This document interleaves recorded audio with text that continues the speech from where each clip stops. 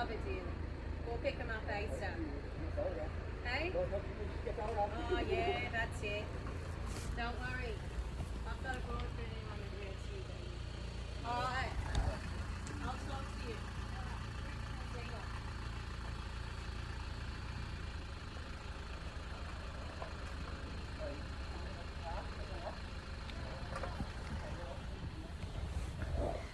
Sophia's her niece, dark grey, twin cab ute, covered at the back, and another driver. She's got a bullet for anybody that hurts you.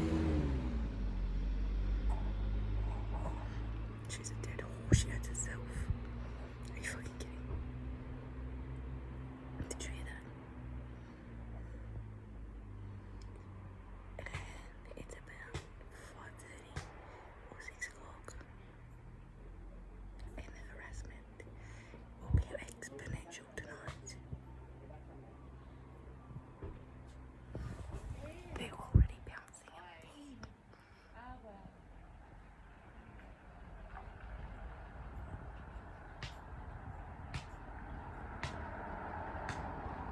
Because nothing says psychological wellness like bouncing a ball for an hour straight like she does. Nothing.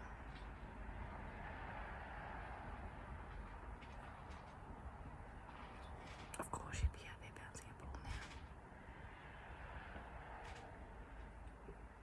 That person said that Sophia was her niece. Sophia is Tammy's granddaughter. Tammy's the tenant next to me. She has had illegal people living at her house since I moved in here. Teresa. And she's had Yeah, it's me. Brent, Sorry, it's me. I didn't. Brent and Pauline, who are cousins, and they both lived at her house. And then when I said it on Facebook, because one would live there for 6 months, and then the next one would live there for 6 months, and it went on. And then I said that on Facebook that she's got people living there, and they never came back since then. And that was, I don't know, would have been about 2023. I said that, and they never came back. So I haven't been here since 2023. They never came back, and apparently Pauline's got dementia, I've heard. Just last week someone told me that she's got dementia. So, she was also the auntie of the old tenant underneath me. And she, so like, this is the intricate of this unit. Tammy had her living there when I moved in here, the day I moved in here. She was going over there. Then she wasn't living there at that point. She was, I don't know where she was living, but she was there sometimes. And then throughout the tenancy, I noticed her stay there for 6 months, and then her cousin would stay there for 6 months. So anyway, right when I first moved in here, Pauline asked me for a lift, and I gave her a lift. And I know because like I got my NBN connected, and that day when I got connected, Pauline came over, and the person that connected my Wi-Fi asked me out and then started hanging out with me. So he was at my house and she came over. I remember that. And that was pretty much as soon as I moved in here, not long after. And then she is, so the underneath neighbour at me at that point was Cheryl, an old lady. And Tammy was living there. And Pauline was coming there. And that's the unit. Then they moved in Pauline's relative. One of them was a blood relative, because Pauline was apparently related by blood to the underneath neighbour's daughter's twins, or I'm not quite sure how many kids or whatever. But Pauline was actually their auntie by blood. So was Brett, or whatever his name is, I don't know. Brent. So that's how they keep knowing each other when they move these people into these units, just these specific units, because they're setting them up to deal drugs. So Pauline knew the future tenants underneath by blood. It was actually like their auntie, literal physical blood auntie. And then they know all the ones here. They've set them up. It's a satanic cult. I know that they're all involved in satanic cults. They housing that, and then they also told me, I don't know if this is relevant, but the old neighbour underneath me says, we only want females in these ones. My old one had a male in it, and they kicked him out. And he said he'll never move back into government housing again. But they've only put females in. They've put 3 new females in these units since I was here, and then 4 including me.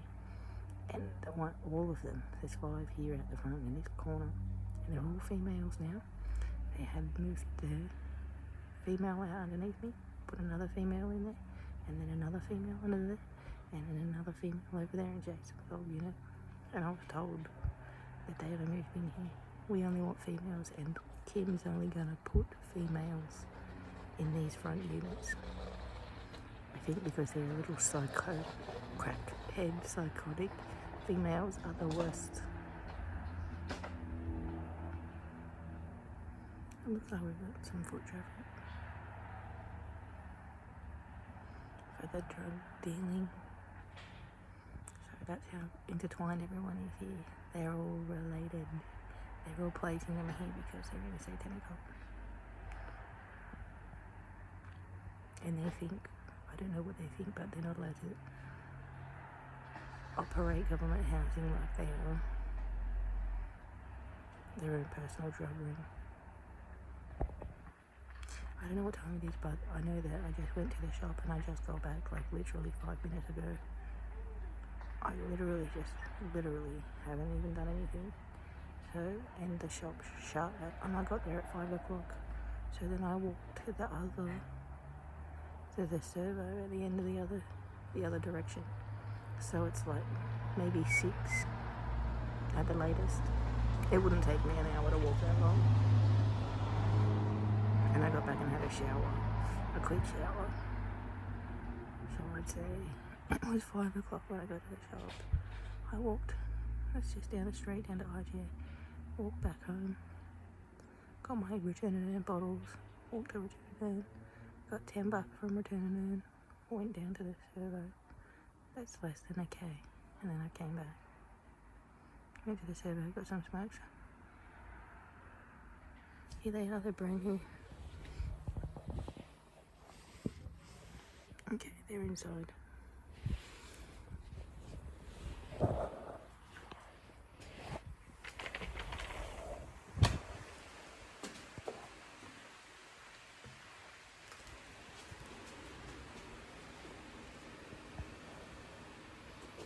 Let's do the unboxing.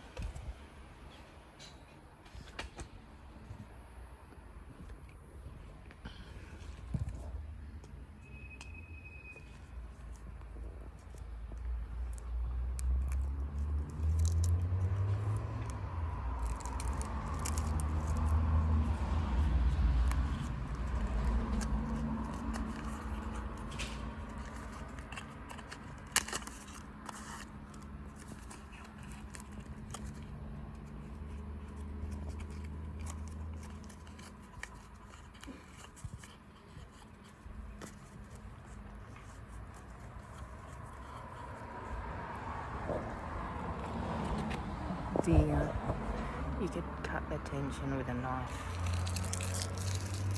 Ties over there.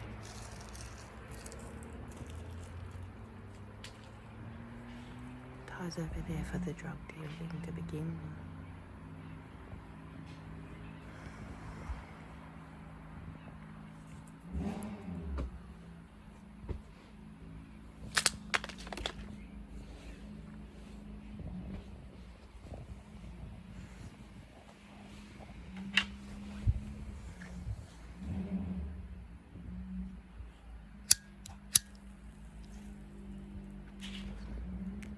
just sent an email to Mission Australia. The first email I've sent to this email address. And I said, are you protecting them dealing drugs? Is Mission Australia protecting them dealing drugs?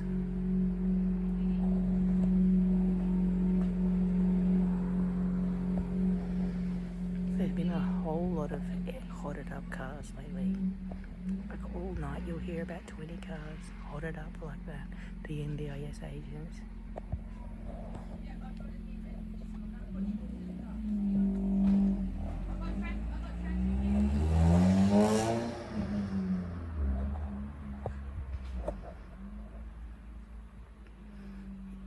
You'll see a lot of car traffic because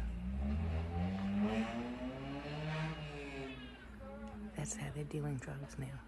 The underneath neighbour doesn't have like 20 people coming to the house at a time anymore. They're doing it with these cars because there's like 20 cars a night doing that from here. The other night on, I think it was the 17th of August.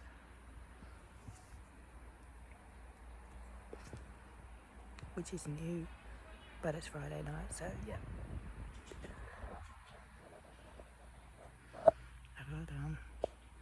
I've got to leave this on record because I don't know what to do. They're going to harass me, and at least I'll have it on record.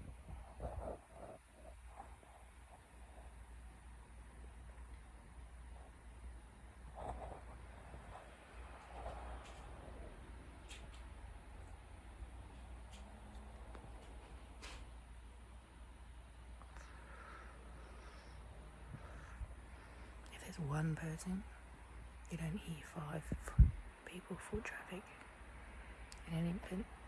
That's the difference. And the neighbour that's there constantly, that's there now.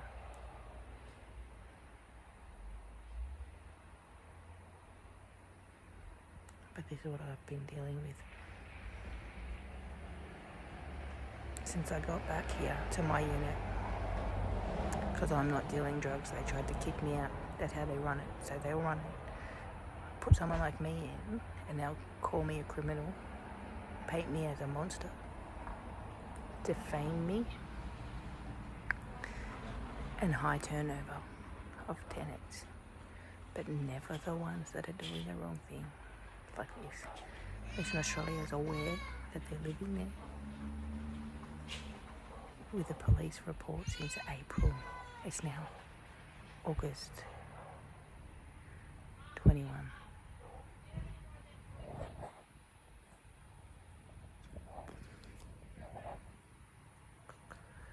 Mission Australia's aware.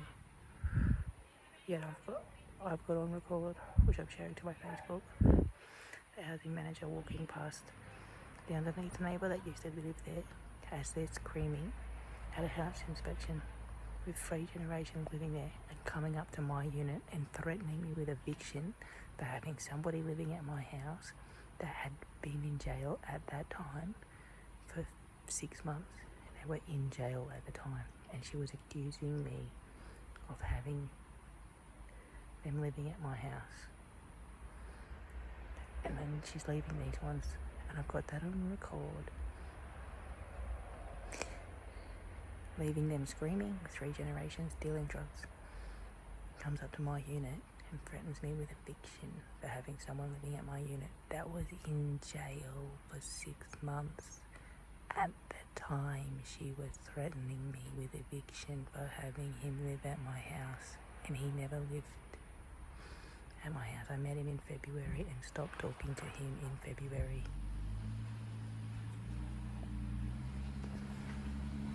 He came over to my house here and there. Never lived at my house. For real, like, I told him I mourned your death. I hadn't seen him for over a month. In March. And I said, I mourned your death already. That's what I said to him.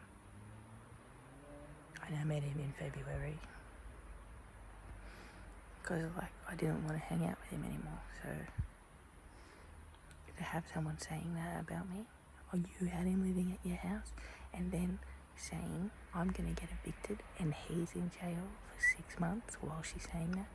Simultaneously, at the exact same time, she's walked past the underneath neighbour, 3 generations living there, not on the lease, screaming right in front of her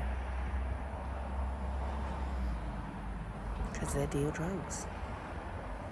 I don't deal drugs, and that's what they do. They have a high turnover. You wouldn't believe it. I'm desensitized to it now.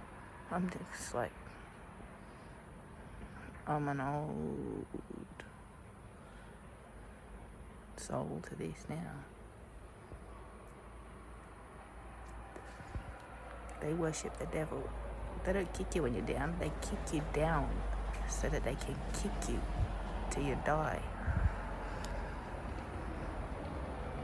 Their aim is to kick you down. It's not a joke. They worship the devil. This should be scaring people. It should be scaring the fuck out of you. This is real. This is where your taxpayer... The country is where your taxpayer dollars are going. The country is in $1 trillion debt. Her NDIS agent is sleeping there right now. His car's across the road. He's sleeping. I'll video it.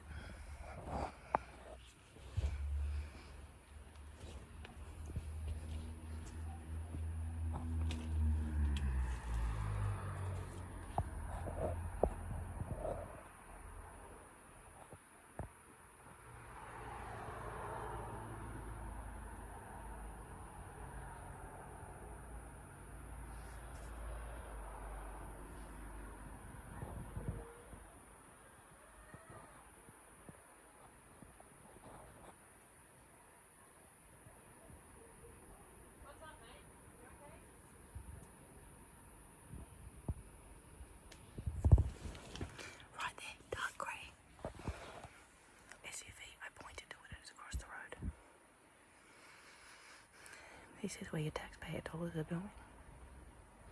My NDIS sleeping there. His name's Andrew. He's severely disabled. He is on NDIS. You can tell by looking at him. He can't walk properly. He can't talk properly. He's like an actual spastic.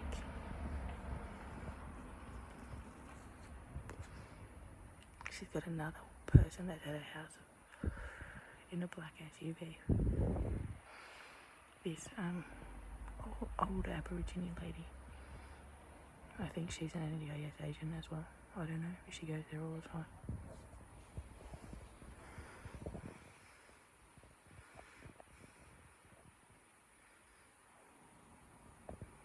So right now she's got 3 generations and at least 2 NDIS agents. She's got at least 10 people there. And Thai.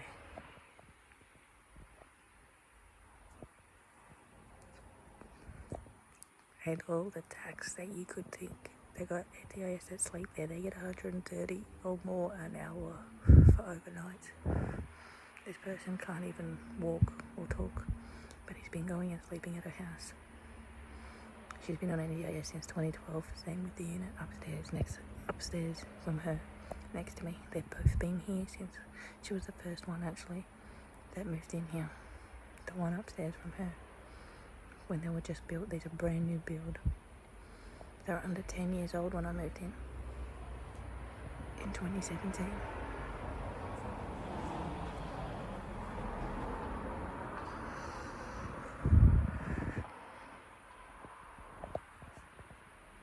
So that whole unit complex is connected, the downstairs and the upstairs.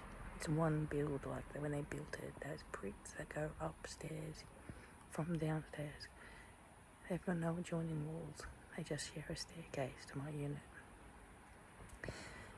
And they've both been here for over 10 years. And they're never getting evicted. They both have NDIS the entire time they've been here.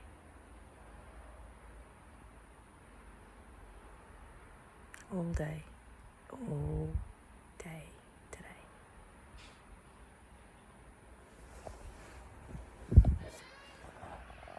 And every other day for 10 years. And the country's gone into $1 trillion debt. We pay back in interest per day. The country will not, cannot, in no way, shape or form sustain. Will not, 100% guaranteed. There will be no welfare, there will be no help. The country will not last. The entire country is doomed.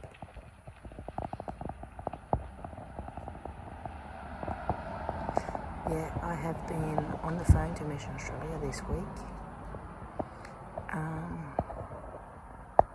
I've been on the phone to Mission Australia since April.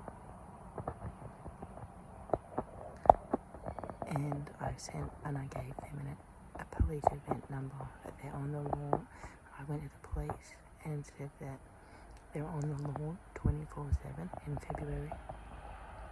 And they wake me up every morning and they keep me up until midnight and then come out between midnight and the morning and wake me up again in the middle of the night, and my hair is going grey from this because they sleep deprivation. And because it's cold, they've gone inside and they're not on the lawn, but it's starting to warm up now. I don't even need hardly any blanket at night because it's hot. I'm actually hot at night. It's starting to warm up and they're going to start going outside again. That's what they're going to plan on doing. Like they were all February, March and April and May. They never left the lawn. All night, 8:30 at night, every night. 7:30, 6:30, 5:30, 4:30, 3:30, 2:30. Ever since the minute they wake up until midnight every single night.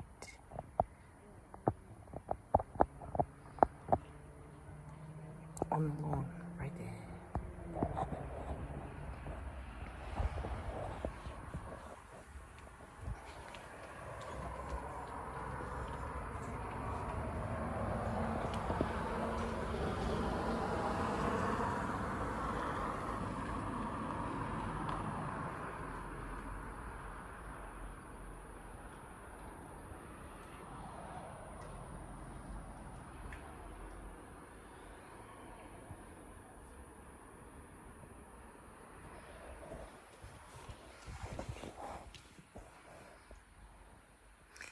You should be terrified because they're Satan worshippers. So they're tanking the economy, and what you've got are people who are in NGOs. Well, this is a God. This is a Christian nation. I love my country. There's no other country like it, and you should love your country, my country. Everybody else wants to come into my country. Everyone from every other country, they want to get into this country. They want to get into America and they want to get into the UK because there's no other country like it.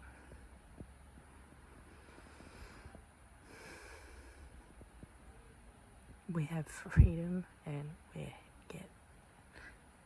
it's beyond freedom. Jesus Christ died for our sins. We're a Christian nation. No other nations are Christian. And we don't have to do anything for the freedom. Jesus Christ already died for the freedom that we have. And I understand that different to what other people understand it. I understand that properly. That's not a word. It means something. What does it mean? I don't understand that you don't understand what that means.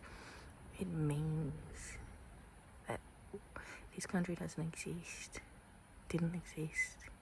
This freedom that Jesus died for, Yeshua.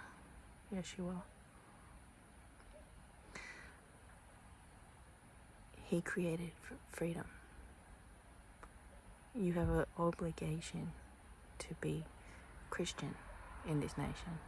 His spirit is already here. So all the people who are not Christian spirit are demons. You don't have to be Christian. Everybody's Christian without even trying. Nobody has to try. In this country, we don't have to fight to go and get water from 2 kilometres down the river, wearing dirty clothes and starving, licking the dirt because you're looking for a bug. We have freedom. We have everything. It's already here. We don't need there's a church on every corner. Everyone's got a Christian name. We help the needy and we give to the poor. This is the pillars of our country. Christ died for our sins. Christ died. So you're already in what Christ did. You're fucking with that. You're a demon. That's what it means. It's proven. It's Judgment Day. You're living in freedom. You don't have to do anything. Oh, there's a church on every corner. This is a Christian nation.